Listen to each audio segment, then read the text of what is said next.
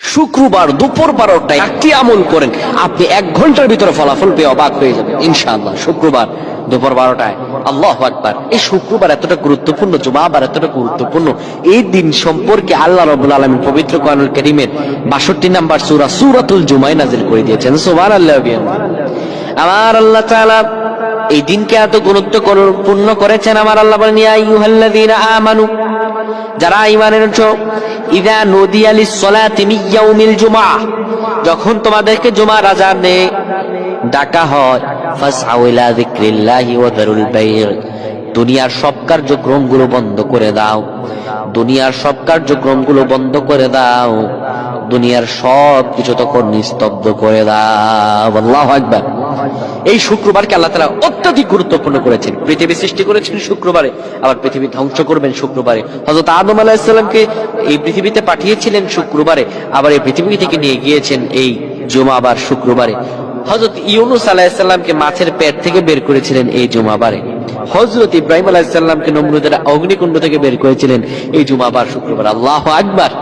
এতটা গুরুত্বপূর্ণ এই শুক্রবার, এই জুমাবার, আল্লাহ রাব্বুল আলামিন এই জুমাবারকে এত বরকতময় করেছেন। কোন ব্যক্তি যদি জুমাবারে যখন দুপুর 12টা বেজে যাবে, তখন আপনারা আর কোনো কাজকর্মে থাকবেন না, সবাই কাজকর্মগুলো ছেড়ে দিয়ে মা বোনেরা জায়নামাজে বসে যাবেন এবং বাবারা মসজিদে চলে আসবেন। এসে কিবলামুখী হবেন, আল্লাহর খাস নাম 7 মান পড়ে যা চাইবেন আল্লাহ আপনাকে তাই দান করে দিবেন। কিবলামুখী হয়ে 10 বার দুরূদ পড়বেন। 10 বার দুরূদ পড়ার পরে 3 বার সূরা ইখলাস পড়বেন।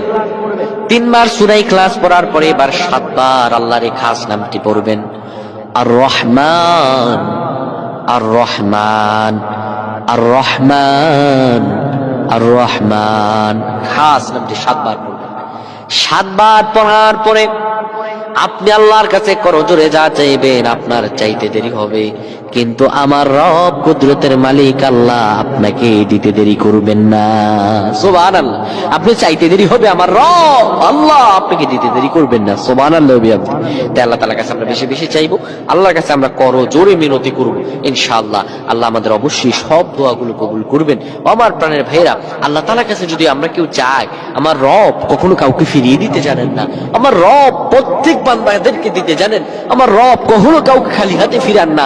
আমার আল্লাহ বলেন, বান্দা তুমি আমার কাছে চাও, যা চাইবে আমি আল্লাহ তোমাকে দান করে দিব, তোমার চাইতে দেরি হবে।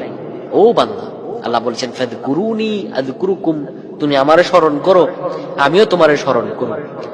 আমার আল্লাহ বান্দাকে স্মরণ করবেন, মানে আল্লাহর স্মরণ হলো, বান্দার স্মরণ হলো আল্লাহকে ডাকা, আল্লাহর কাছে চাওয়া। আর আমার আল্লাহর স্মরণ হলো বান্দার চাহিদাকে পূরণ করে বান্দাকে রিজিক দিয়ে পরিপূর্ণ করা। সুবহানাল্লাহ। আল্লাহর রহম হলো, আল্লাহর স্মরণ হলো বান্দাকে রিজিক দিয়ে পরিপূর্ণ করা। সুবহানাল্লাহ। আল্লাহ